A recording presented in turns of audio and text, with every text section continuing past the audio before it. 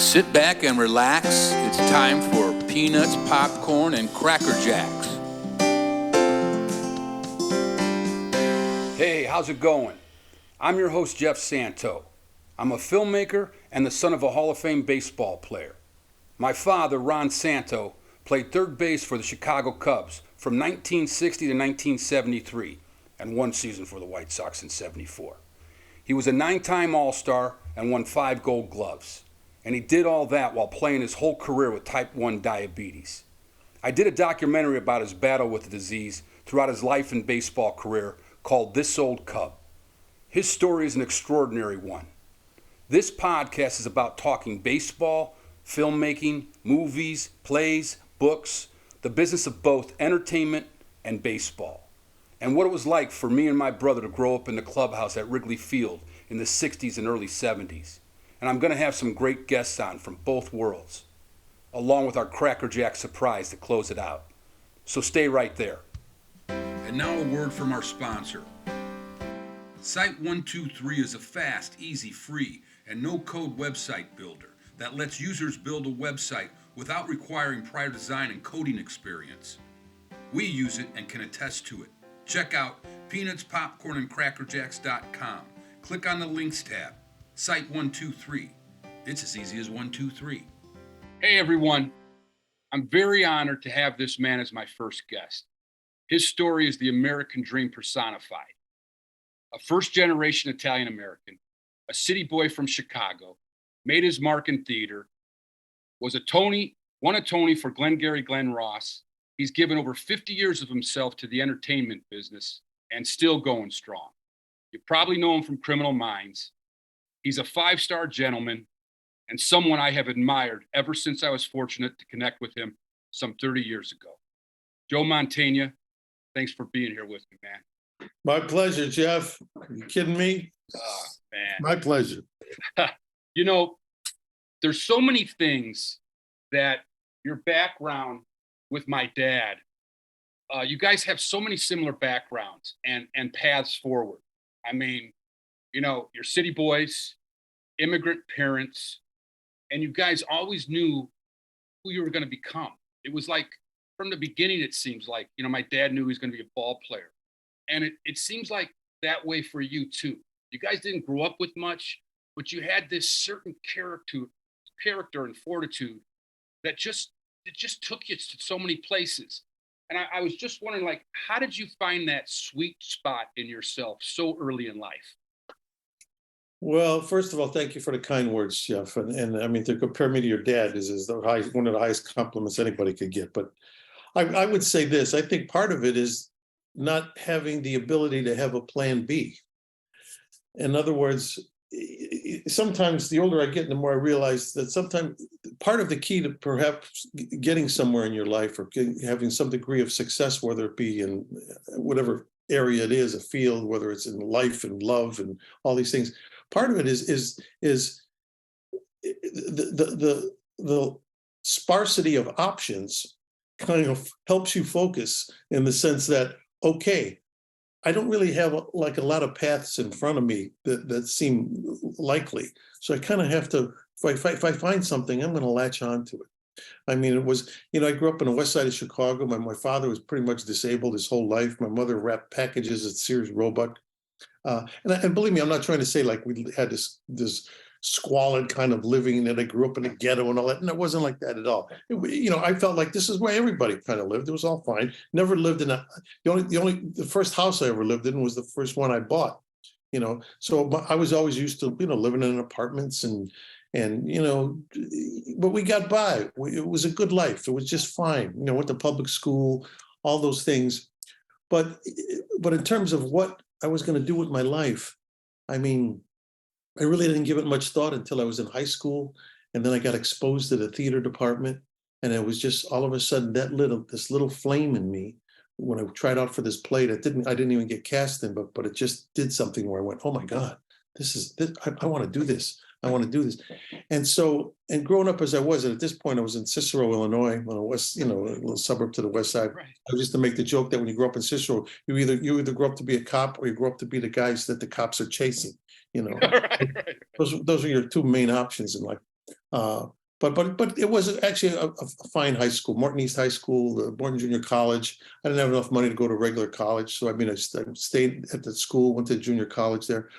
But my love for the theater, that fire that was ignited in me, just as like the fire that was ignited in your dad to be a ball player, it burned with such a hot flame, and there was no other options. There was no other. It wasn't like I was going to go into the family business. There was no family business. There was no, unless I wanted to work at Sears next to my mom wrapping a package. Right. So in a way, I think that helped, and the fact that I have no complaints about my childhood. I mean, like my father went through bouts. I mean, he became an alcoholic. He had part of because of his health. He died at 57 because he was in terrible health all his life. But my mother lived to be 101. And I think part of the reason my mother lived to be 101 is because her the way she walked through life was, unless something was really incredibly needed a lot of her focus, everything else kind of went, she just took it all in, didn't let too much bother her, and just kind of moved forward. The best story I can have to sum that up would be when my mom finally passed away at 101. We were at her wake in Chicago, and my brother, who was 8 years older than me, got up to speak first and said, "My brother Joey doesn't even know this, but our mother called him the day I got cast and was starting to work on Criminal Minds." Now you have to understand, I'd already had a career for almost 40 years at that point, doing different things, plays, movies, and she'd come and see the plays, watch the movies, didn't quite understand it all. Like when I won the Tony Award, she told all her friends Joey won the Oscar for the plays. She didn't know. True, though. But when I got cast in Criminal Minds, she calls my brother and she goes, "Ronnie, I'm a little worried." And my brother says, "Why?" And she says, "Joey's only working an hour a week." Because they had told her that every Wednesday, turn on channel 2 at 9 o'clock and she could see me. And she would. But on the other stuff, she figured, well, I must have been working all the time doing the plays and the movies. But now she's thinking, every Wednesday he's working from 9 to 10.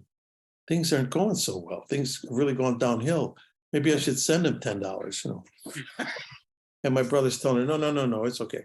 And the reason I mention it and bring that up is because if that doesn't ground you, nothing will. Because I thought to myself, here's my mother. This is my mother. And I'd lost my father, almost 50 years prior to this, more than 50 years prior to this. And yet here's this woman that, so important in my life, but yet doesn't even really understand what I do for her and doesn't care. But she also cares about how I'm doing, how my wife's doing, how my kids are doing. And I think that gives you I would like to think a somewhat healthy and also a simple perspective on life. It doesn't complicate things too much because it makes me think, hey, if my mom doesn't know what I'm doing for a living, why should I can't take it all. I take my work very seriously, but I can't take that whole aura of it or get too full of myself or think to myself, oh man, look at me. It's like, it's all good. I feel very blessed. And, the beat goes on. I'm 75 years old now. And if it all ended tonight, I can look back and say, you know what, it's been a hell of a ride. And thank you, thank all of you or whoever, thank her, him, her, whoever it may be that's kind of running the show. Right. Mothers, like my dad's mother too, similar with the fathers. I mean, both immigrants, your parents are from Italy. I mean, they came out here, right? Speaking. Well, all my grandparents actually came directly from Italy. Both my parents were born in the United States, but it was just, I mean, right off the boat though, because like on my father's side, my grandparents came from Sicily, and they went straight to this little town called Krebs, Oklahoma, which we still own the farm, because there were coal mines there. And so my grandfather, and he came ahead of my grandmother. It was an arranged marriage. She was only 15 back in Sicily. He was 19.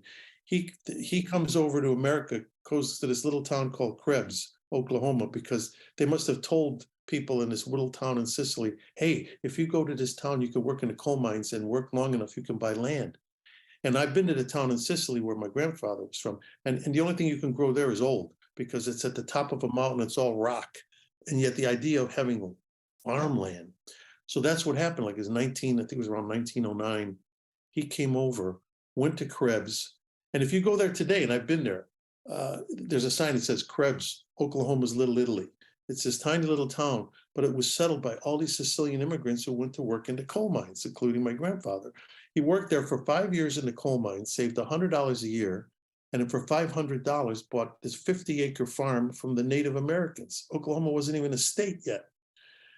And we still own the farm. The farm is still in our family. It's out there?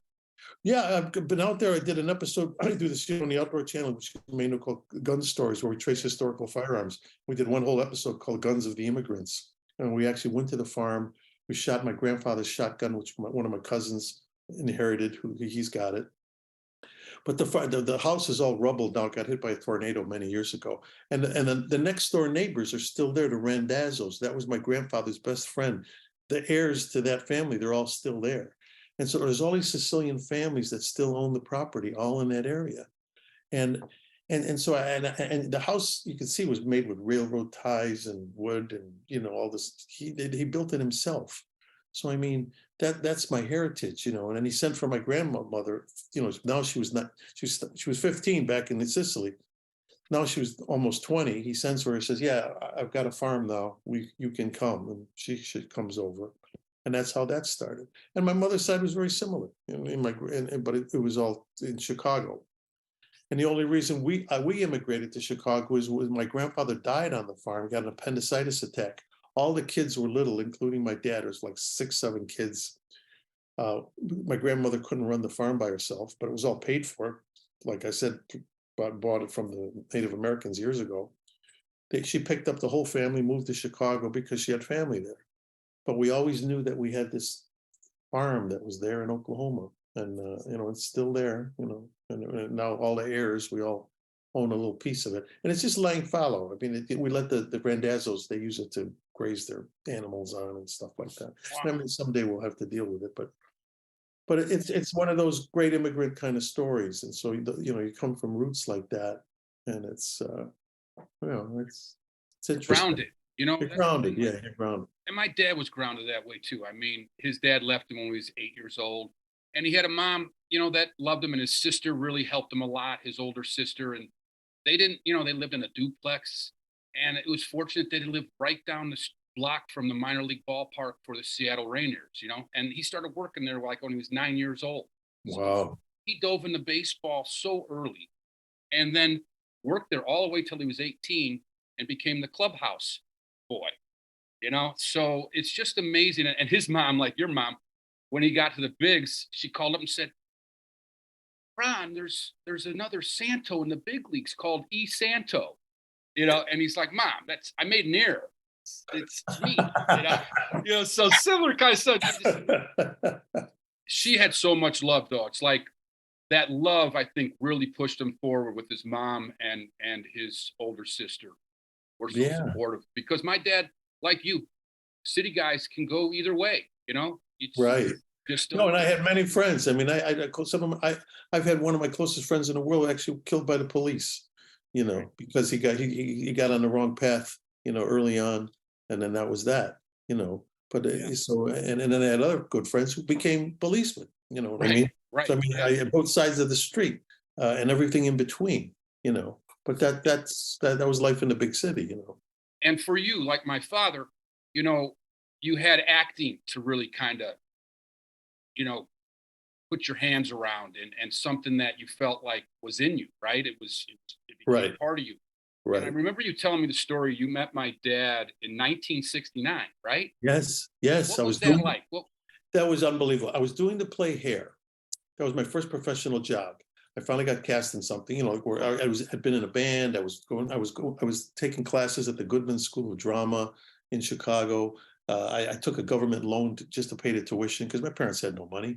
Like I said, I did 2 years junior college, and then I figured I should go to acting school. So I took a government loan to go to school at the Goodman, which I did. And then they were casting the play Hair, the musical Hair in Chicago. And I'd done a lot of musicals at that point in high school and junior college. And I thought, well, what the hell? I'll try out for it. As it turns out, I did get cast. So no, I'm in the play Hair. I'm playing one of the lead roles. I'm playing at the Schubert Theater, downtown Chicago. And since Hair was the kind of play that was very free form, in other words, it was all about, peace, love, rock, and that whole thing, the hippie movement back in the 60s. Right. So even the way we dressed was kind of free form. So what I did to incorporate little of myself, Joe Mantegna, to the character of Burger that I was playing, for the second act, I wore a tie-dyed Ernie Banks t-shirt. Because I figured it's a Chicago company of hair. People in the audience will understand this. So as it turns out, Ernie comes to the show one night with his wife, and of course sees that this one of the actresses wearing this. And this was '69, so you can imagine the Cubs were flying. They were in first place. Oh, yeah. This was sometime in late August, and I'm told by somebody in the publicity department at this theater, Ernie Banks is in the audience tonight with his wife. So again, I'm really excited because I'm wearing a shirt, the tie-dyed shirt with his face on it. And now since the show is free form, at the curtain call, I took the liberty of, we do the normal curtain call, but then I stopped. I stop and I stop everybody on stage and I look at the audience. There's a couple thousand people out there say, ladies and gentlemen, I just have to stop because, as you can see, I'm wearing a certain shirt here. But actually, but there's somebody here special tonight from the very first place, Chicago Cubs, we're going to go all the way this year, Ernie Banks. And of course, Ernie stood up and he waves and the place goes crazy. So anyway, he gives a message to the publicist out in the lobby. You tell that young man, I would like him to be my guest at the ballpark tomorrow, and now Ernie was, and the reason he was kind of, and he can go to play that night was because I remember he was on the disabled list for just like a week, something had happened. So he wasn't playing, but he invited me to be his guest at the park. So of course I asked one of the other guys in the play who's a big Cubs fan as well. So we're all excited. Now you got to imagine, I'm doing the play hair at this time. It's 1960. My hair is like down to my shoulders. Right. And not everybody looked that way back in 1960, unless you were kind of either in hair or a hippie or a musician. Right.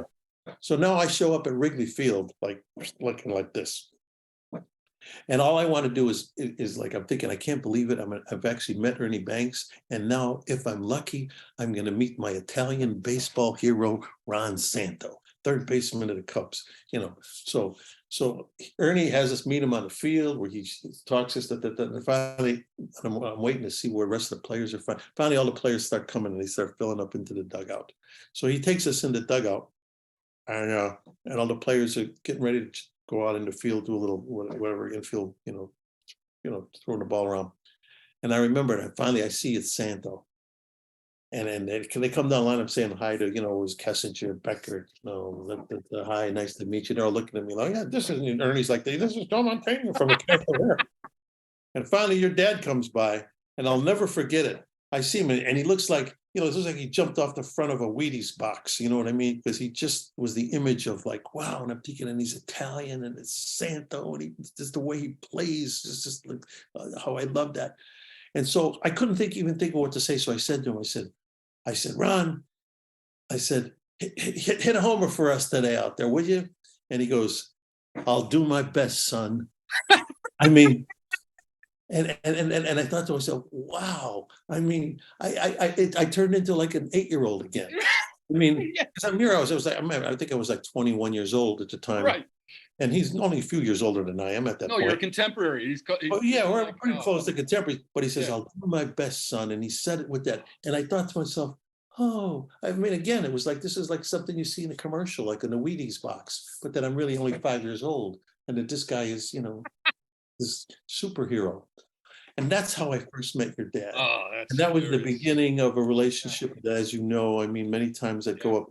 I mean, and of course, one of the most special times was when Kerry Wood struck out the 20 batters, and I happened to be the guy who threw out that first pitch that day and sang the 7th that day, and I spent the whole 7th and 8th inning with your dad up in the booth calling the game on the radio, and I just have so many wonderful memories, and then of course, meeting the way you and I met.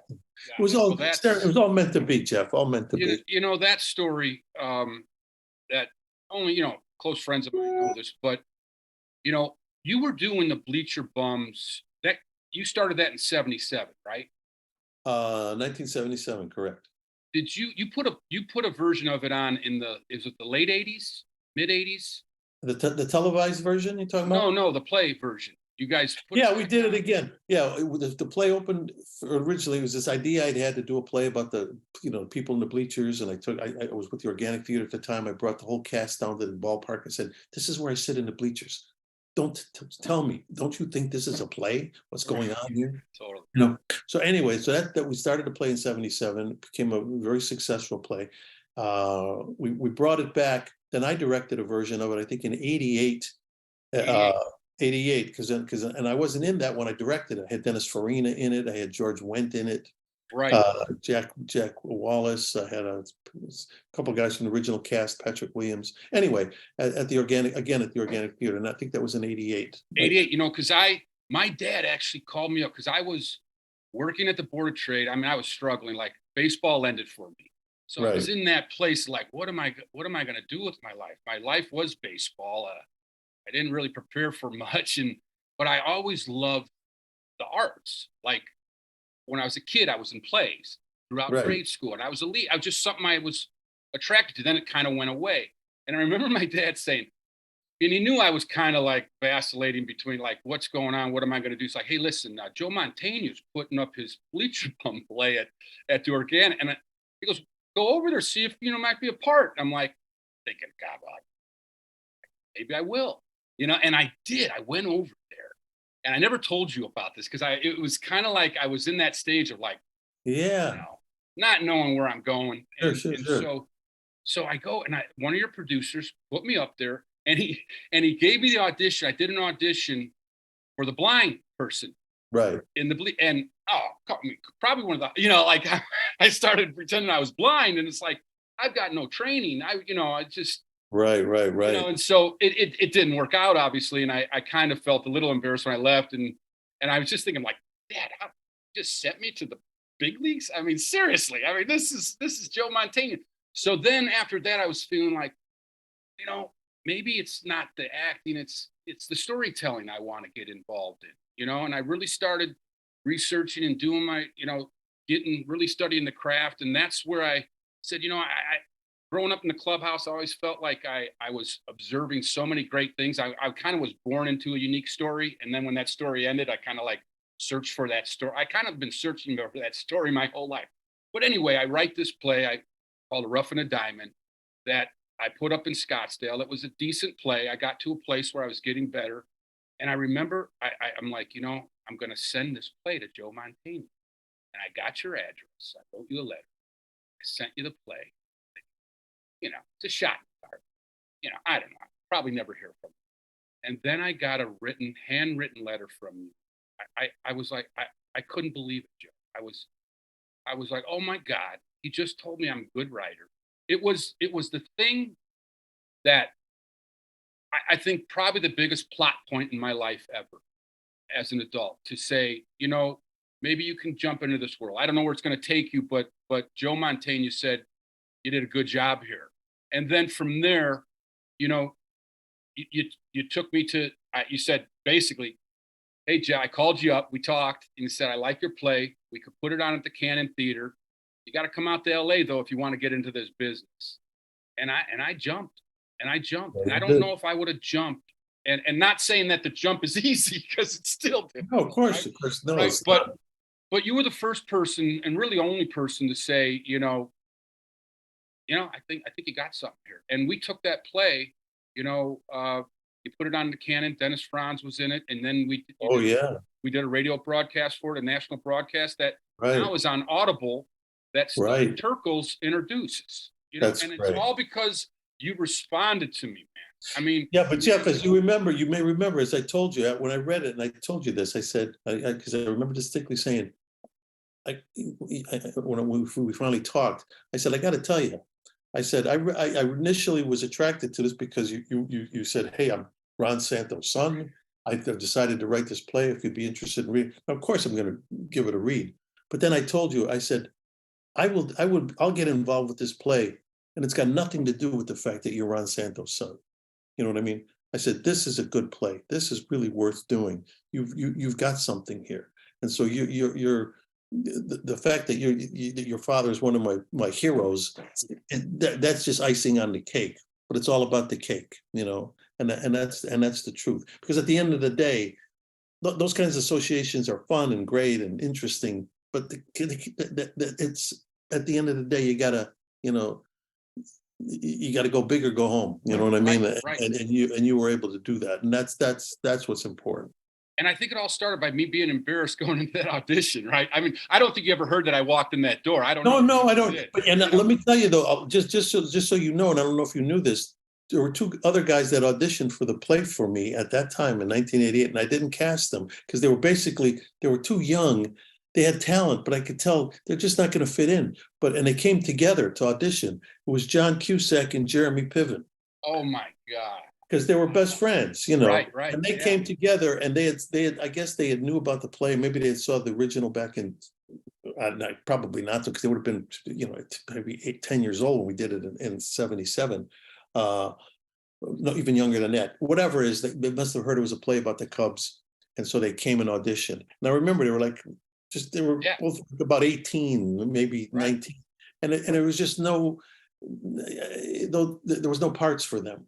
But I remember at the time Cusack was starting to get a little heat. He had already done one of those movies, and so I remember the people at the theater telling me, "Well, this kid he's going some places. He's going to be somebody." And I said to myself, "Well, that's great." And I could see that they got talent, but I got nothing for him, And I told them, I said, "Boys, you guys are great, but but thanks anyway, But I need men, for these roles." That's why I had Jake Johnson. They had Dennis Farina. I mean, the guys that were like men. But both of those guys obviously went on and did pretty well. And just by responding, like a lot of people don't do that. And another thing that you're similar with my dad did that. Remember when my dad would come into town when he was broadcasting, we go to a couple games. I would always go out to, Chavez. And one time when I went out in like the 95 or 96, there was this guy that showed up to the booth a couple times. I saw him, I'm thinking, who is this guy that knows my dad? I've never seen him before. So I went up to him and I said, "Hey man, how'd you meet my dad?" And he goes, "Oh, your dad, gave me a tryout to be on the Cubs in 1969 in spring training. I was on the roster." I said, "What do you mean gave you a tryout? That doesn't happen." So this guy, he tells me a story. He sends my dad this heartfelt letter from being in junior college playing baseball. And he felt like he should have got drafted. He didn't. And I want a shot at it. And he wrote my dad, "Can I have a shot? I think I got the goods to make the team." So he tells me, my dad calls Leo. Leo says, "All right, bring him out here." They gave him a locker, gave him a uniform, whole thing. He's out there the first week playing second. He plays second base. He's out there with Beckert backing up. And then all of a sudden he says, John Holland, then the general manager, he calls me into his trailer. And I think I'm going to get signed. This guy's telling me the first time. I'm, God, this can't be true. I can't wait to go tell my dad, what actually happened with this guy. So he goes, John Holland brings me into his trailer. John Holland had a little trailer at spring training that we'd go over to, you just stay away from that trailer. Because when he's coming, he's cutting guys or whatever. Right. And so he says he went into the trailer and John Holland looked at him and said, hey, first of all, who the hell are you and how did you get on my baseball field?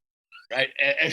And so he's like, "You got 5 minutes to clear out your locker, and I would never want to see you around here." Oh my God. And so, after that, he became lifelong friends with my dad and had a story to tell, right? And so I go to my dad, I said, "Dad, what happened?" He goes, "Well, he wrote me a nice letter." I said, was he good?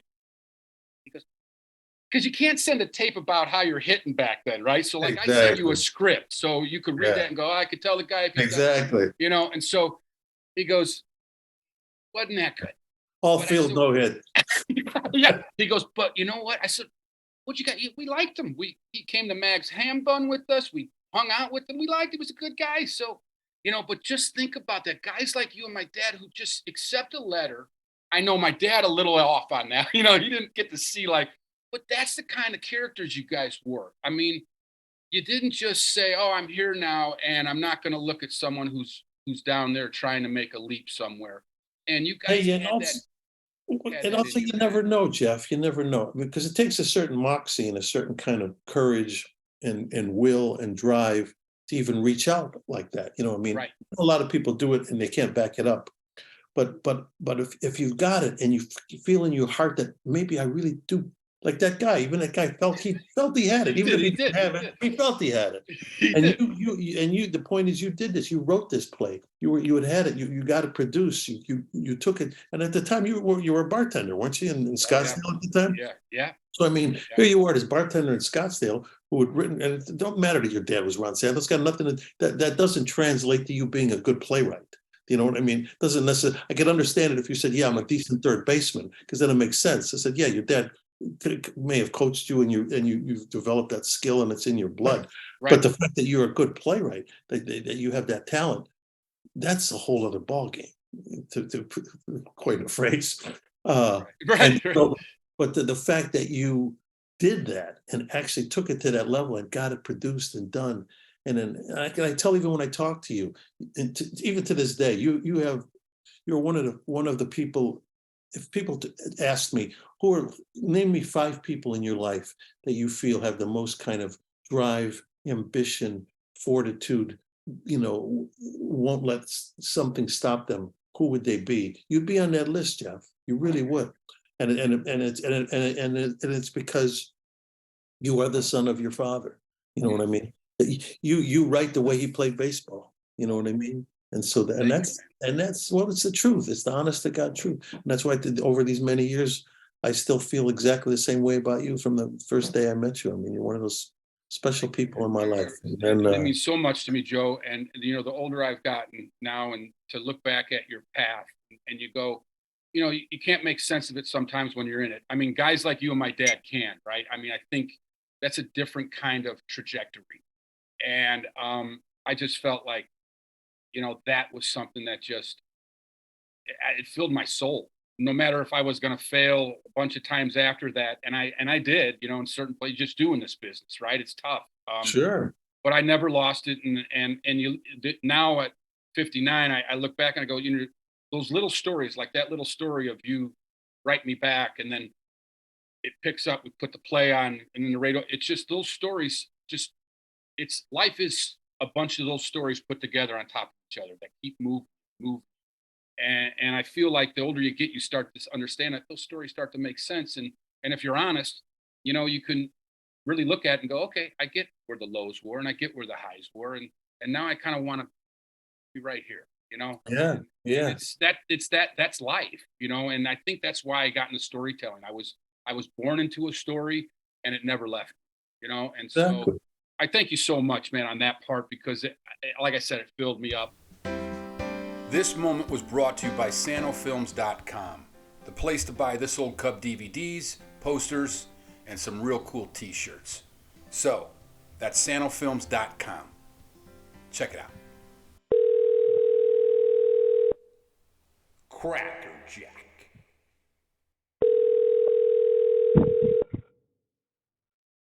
Hello? This call is Hey! being recorded. Ronnie. What's up? What? Hey, I'm recording this call. You're on my new show. What? What? I got a show called Peanuts, Popcorn, and Crackerjacks. And Okay. It's a podcast. And this is my Crackerjack segment where it's the surprise in the box. And the surprise is calling you. All right. Is it live? No. Yeah, it's live on WGN right now. No. No, Okay. no, it's not. No, there's no live audience. Well, no, we're at the bottom of the barrel right now. So the show is about Peanuts being baseball, popcorn the movies, and Crackerjack the surprise. So basically, it's about baseball and film and talking about our life growing up at times. And I had a great interview with Joe Mantegna yesterday. It was awesome. So Yeah. anyway, I want to talk a little baseball with you about growing up. Do I have to do it right now? Because can we do it You're on right now. Yes, I'm recording. You have to do it right. What do you have to do? Is there something going on? Well, I was just about to eat breakfast. All right. Can you pause it for a second? Well, how long is it going to? Yeah. All right. I got a couple of questions. I just got a couple of questions too. They're story questions. Okay. So all right. This is a big show about story. Okay. So going back, I want your perspective on the Don Young thing when we left the locker room that day, when Dad had that encounter with the vendor. So give me your play-by-play from when we left that locker room, the clubhouse. It was leaving the clubhouse, the old clubhouse, from Right. the left field corner there, and then going through the,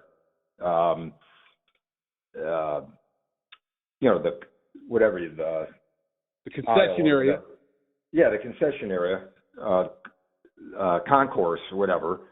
Yeah. And then I remember that tall guy sitting. Was Dad in a good mood or bad? Do you remember the mood that day? I don't know.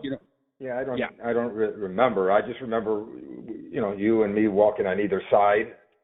Stuff we were holding stuff in, mail, fan mail or whatever. He had a beer from the clubhouse in the paper cup. Right. And then the beer guy was, I think, kind of like bald with black glasses, big guy. And big guy. Kind of leaning, I remember the big guy. Standing, leaning against the wall, and then said, some smart ass comment about the Don Young incident.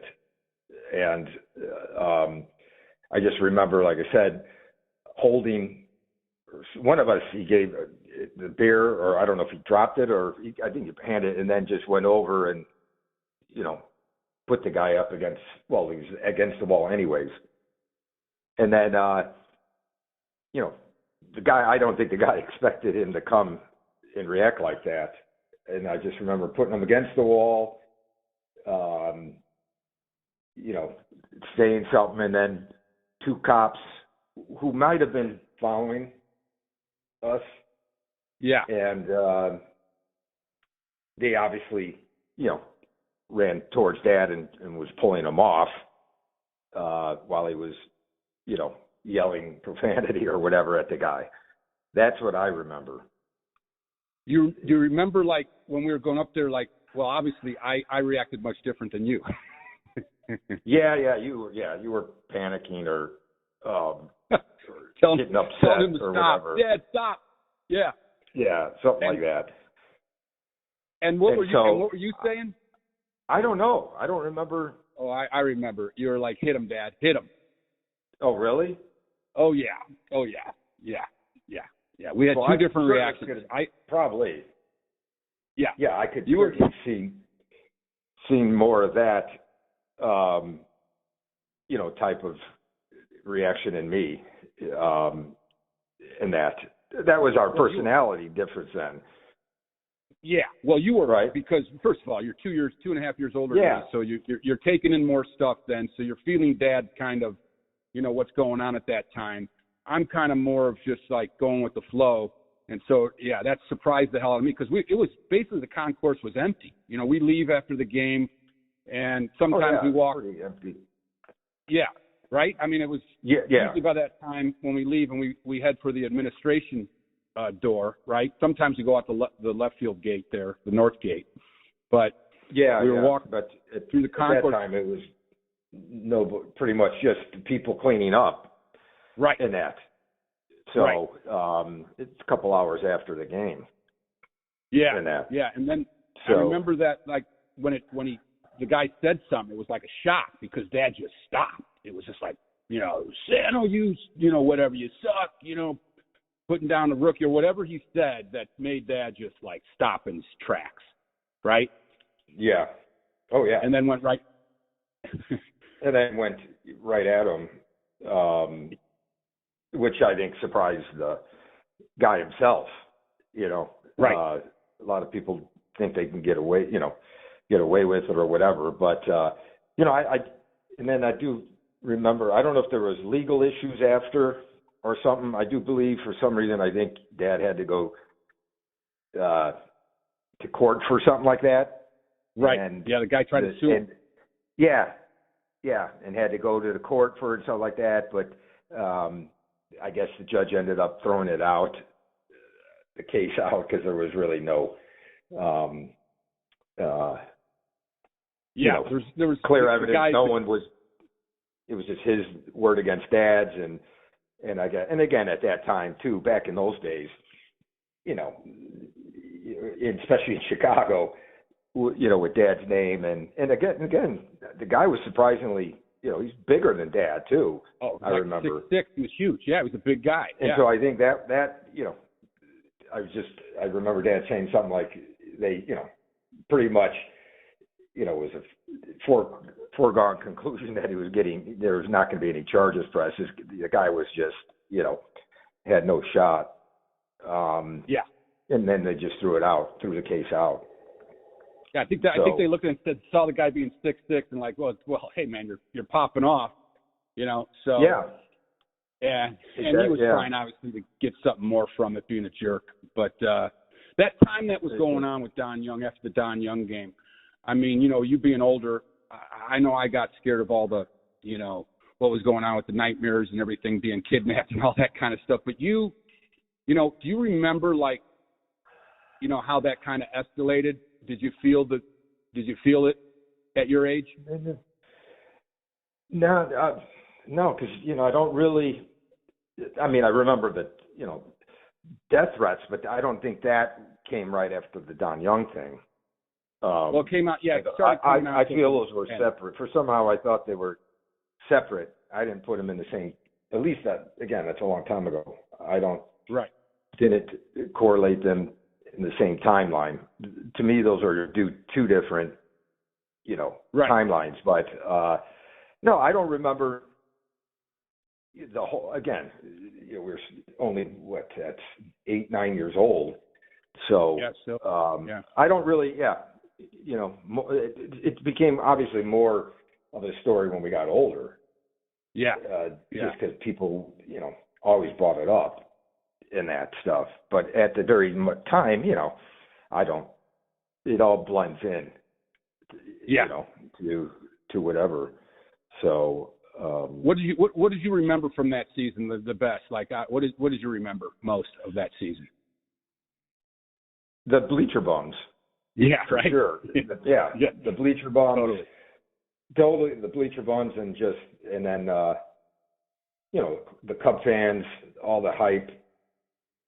The sitting remember how we drive home and in every corner there was groups of people knew the route that Dad took, and, literally stopping and signing autographs every block, most of the time out of his car.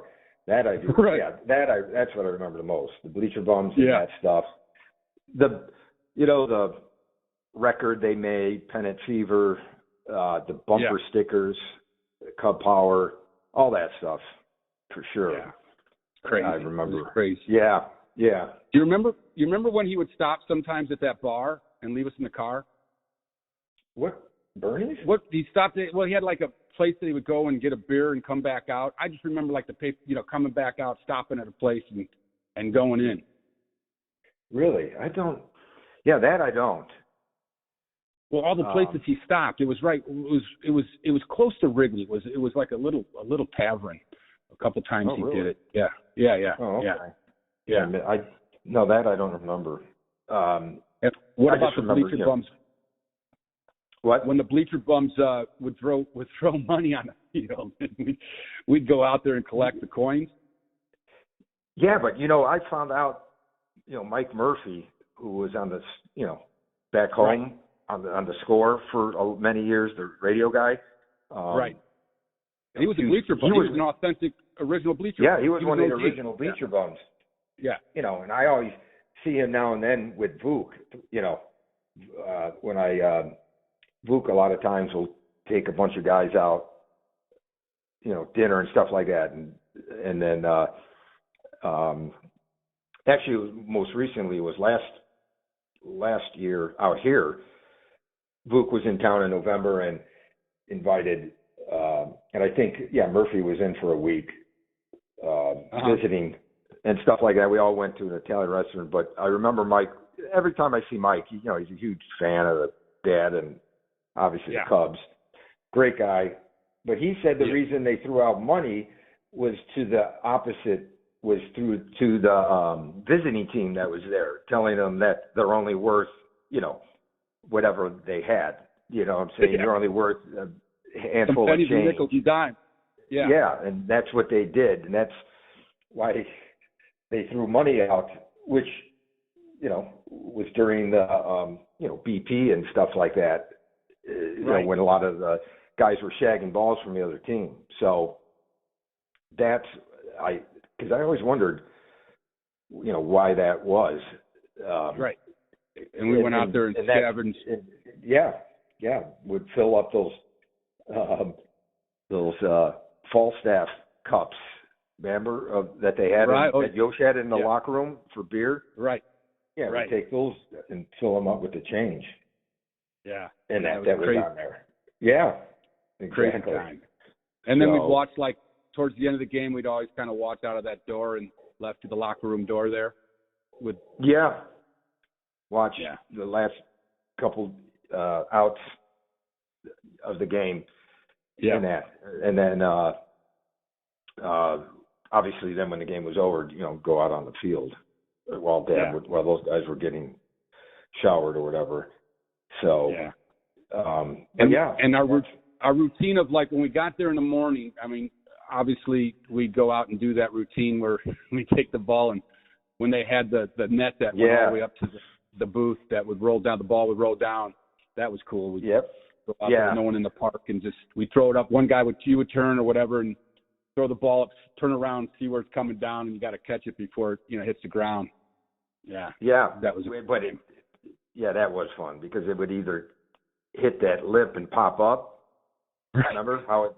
Yeah. That was the thing. It would either come, depending on where on the net it was, because obviously it wasn't completely flush to that, where the net met the screen there. The screen, the metal screen. So it would either hit that lip and pop straight up and come right straight down, or it would come rolling and just roll off like rain off of or whatever. It would just come down and keep straight down, drop straight down. Yeah.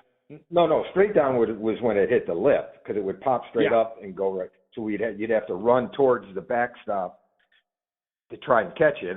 Otherwise, if not, it would just fall on the ground. But if you tried to cheat too much, it could not hit the lip and would fly right over our head. Remember that? That's how. So you kind of had to stay, not too close, but also not too far. Totally. I think we did that. I don't know how many times we played that game. For sure. It was that, or bring the bats out and just hit or play catch, and then when the players came out, we moved to the outfield and just shag balls. Yeah. And that, so, or in and out of the locker room, obviously, many a time. Right. So, But where did remember, like, when the game would get close to starting, Leo would be like, okay, we get out of there, right? But sometimes we'd go through the dugout out that way through the concessionary. But remember, we'd take that shortcut to the other dugout. We found that passageway. Oh yeah, that went. Well, it wasn't a shortcut. Well, what do you mean to take out of the dugout? Like I'm talking about, like, sometimes you can go. Yeah, we'd usually go out through the clubhouse back into the concessionary and find some seats or whatever. But you go through the clubhouse. But I'm talking about, like, those stairs, right? What's and out that? Yeah, you go into the locker room, and instead of going in the locker room, you just go up those stairs where the dryers were, and then out the door, which was right where the left field concourse would start. Yeah, we go out that way most of the time. But there's also a way out of the dugout too, where you can go right through, and it goes out into the concessionary there. Oh yeah. Yeah, right there. Sometimes, but the one that we did, though, we found that path that before that area under the stadium. That was under the stadium probably for like the ground. Well, I remember. Yeah, most of it was where the grounds crew kept a lot of the sand or whatever for rain. Right. Remember those bags of whatever in case the game, they kept that, but then we went way farther where you go all the way around it was just a dirt, it was probably there for a reason, whatever, if they needed to repair something or whatever. But yeah, it went all the way to the visiting dugout. To the visiting dugout, their kind of walkway in the back there.